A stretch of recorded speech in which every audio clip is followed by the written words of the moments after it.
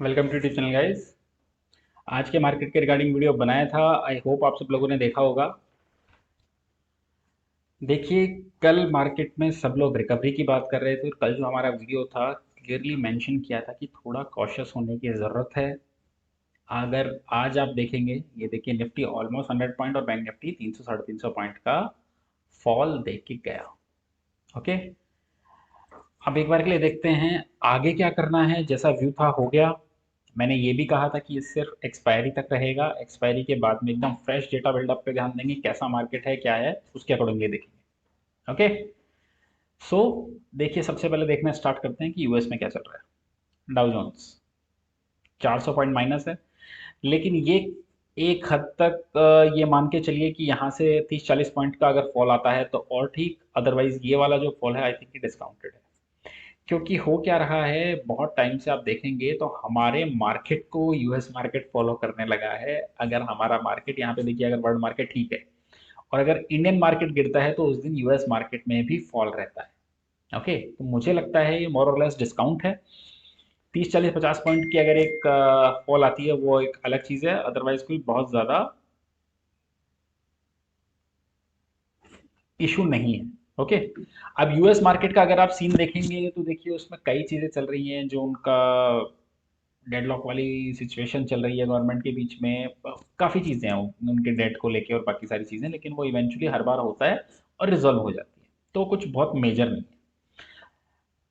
जो मेजर है वो कल हाईलाइट किया था, कमोडिटीज़ का जो मैडरन चल रहा है वो, जो कि इन्फ्लेशन को बढ़ाता है, और जो डॉलर इंडेक्स है हमारा, जो कि 94 के जो लेवल्स हैं उनको क्रॉस किया है। ये देखिए, सिर्फ एक ये कंसर्न है, लेकिन अब क्या मार्केट में आगे। ओके, अब देखना होगा कि आगे क्या है। तो देखिए, सबसे पहले देखिए ग्लोबल के अभी तक जो चीज़ें थी, मुझे लगता है वो मोर और लेस फैक्टर इन है। बहुत ज़्यादा उसमें ऐसा नहीं है। देखिए, इस लेवल से ऐसा नहीं होगा। अगर कुछ लोग ये सोच रहे हैं कि निफ्टी 1000-2000 पॉइंट निकल जाएगा और उन्हें अपॉर्चुनिटी मिलेगी यहाँ पे इन्वेस्ट करने की, तो आई डोंट थिंक सो ऐसा होगा। देखिए, 100, 200, 300, 500 पॉइंट का फॉल एक अलग चीज़ होती है, क्योंकि अगर आप इतना बढ़ चुके होते हैं तो अगर आप 18,000, अभी आप ये देखिए 17,950 के अप्रोक्स का हाई था, राउंड फिगर में उसको 18,000 मान लीजिए। अगर 500 पॉइंट का भी फॉल होता है तो वो ऑलमोस्ट 3% का फॉल होता है। तो 2-3-4% का फॉल तो इंडेक्स में आ ही सकता है जब इंडेक्स आपका इतना ज़बरदस्त वाला रन दिखा चुका है। तो वो कोई बहुत मेजर इशू नहीं है। और जो लोग ये सोच रहे हैं कि 16,000 पे, क्योंकि कुछ मैसेज आए कि 16,500 16,000 लग रहा है निफ्टी में आगे, so, मुझे तो नहीं लग रहा है पर्सनली कैसा होगा। ओके, तो अब आगे क्या आपको करना चाहिए। देखिए, इंडिया के जो डेटा आ रहे हैं वो बहुत अच्छा आ रहे हैं। जो हमारा फिजिकल डेफिसिट का आज डेटा आया, काफ़ी अच्छा डेटा निकल के आया।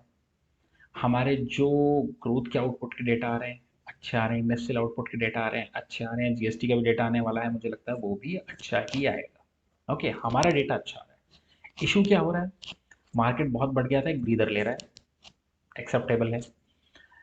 यूएस में अभी इशू चला हुआ है थोड़ा सा, लेकिन मुझे लगता है वो विद इन 1 और 2 डेज में ओवर हो जाना चाहिए। वो भी ठीक है। हो सकता है वो भी जल्दी ही ओवर हो जाएगा।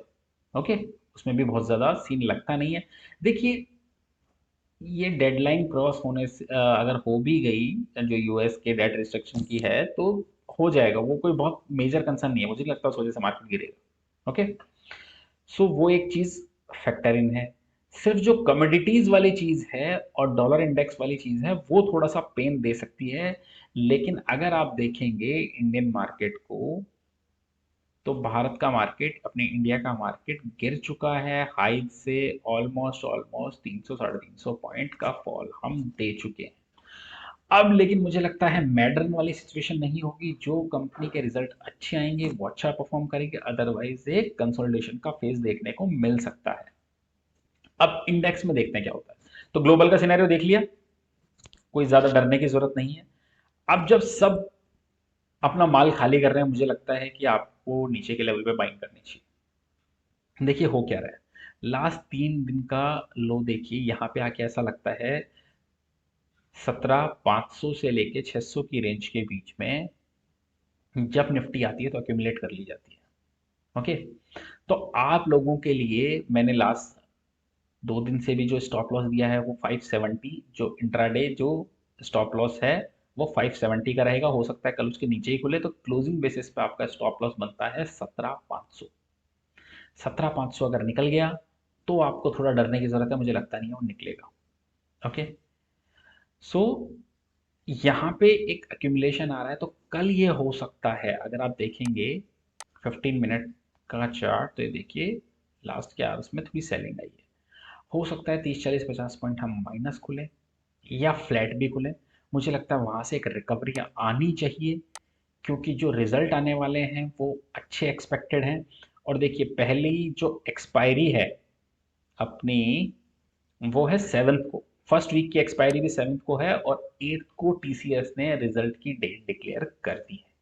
ओके, तो रिजल्ट मुझे लगता है अच्छे आने चाहिए और निफ्टी को मोमेंटम मिलना चाहिए ऊपर की तरफ। ओके, अब कल का दिन बहुत क्रूशियल होगा, इसलिए आप क्या कर सकते हैं, ज़्यादा से ज़्यादा एक दिन और देख सकते हैं मार्केट को। अगर नीचे खुलता है मुझे लगता है आपको लेना चाहिए, और जनरली ऐसा होता है कि ऐसी वीक एक्सपायरी के बाद में मार्केट फ्लैट खुलता है, थोड़ा नीचे खुलता है और वहां से रिकवरी ले लेता है।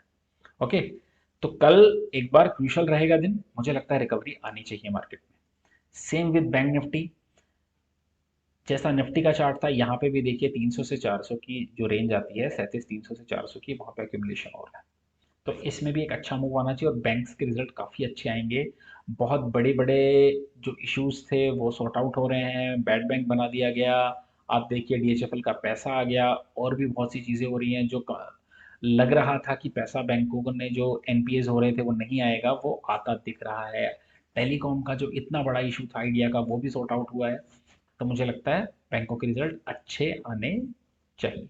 ओके, सो पॉजिटिव ध्यान रखना है, लेकिन पोजीशंस को लिमिट में रखना है।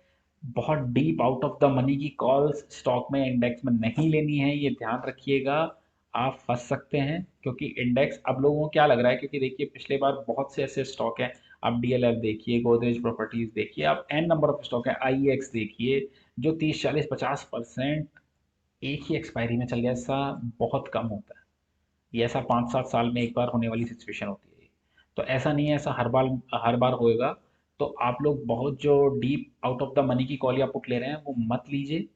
ओके, आप अपना लॉस कर सकते हैं उस सिचुएशन में, तो हेजिंग के थ्रू प्ले कीजिए। अब देखिए डेटा, आज एक्सपायरी थी तो बहुत ज़्यादा ऐसा कुछ निकल के नहीं आया है, क्योंकि इस डेटा को मतलब कोई रिलेवेंस नहीं है इसका, क्योंकि एक्सपायरी थी।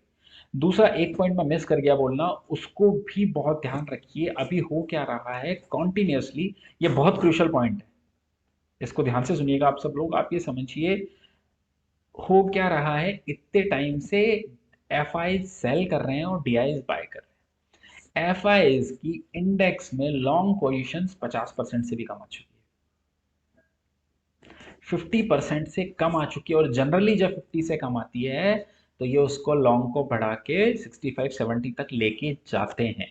तो एफ आई के पास बहुत रूम नहीं है इंडेक्स में सेलिंग का। ओके, हाँ स्टॉक्स में एक सेल कर सकते हैं वो लोग, लेकिन इंडेक्स में मुझे लगता है एफ की यहाँ से बाइंग आनी चाहिए। ओके, तो ये बहुत क्रूशियल पॉइंट्स हैं। तो इसी तरीके के डेटा फैक्टर्स को रीड करके ही एनालिसिस किया जाता है इंडेक्स का। सो ऐसा होना चाहिए। अब जिन स्टॉक्स पे आपको ध्यान देना है वो है, ये स्टॉक मुझे लग रहा है कुछ जबरदस्त कर सकता है, टाटा मोटर। और if I am not wrong, मुझे लगता है इस सीरीज में 350 355 360 के लेवल दिखाना चाहिए। बुल कॉल के थ्रू आप इसको प्ले कीजिए। अगर आप इसके काउंटर पार्ट को देखेंगे, अगर टाटा मोटर डीवीआर को, तो उसने जो प्रीवियस अपना ये जो पैनिक वाला सेलिंग वाला कैंडल था, जो प्रीवियस हाई था, उसको क्रॉस कर चुका है, ऊपर जा रहा है। वैसा मोमेंटम टाटा मोटर्स में पेंडिंग है। मे भी हो सकता है अभी मंथली एक्सपायरी थी, इस वजह से एक मोमेंटम नहीं दिख रहा था, लेकिन मुझे लगता है कि अब मोमेंटम टाटा मोटर में शो होना चाहिए और ये स्टॉक अच्छा चलना चाहिए। ओके,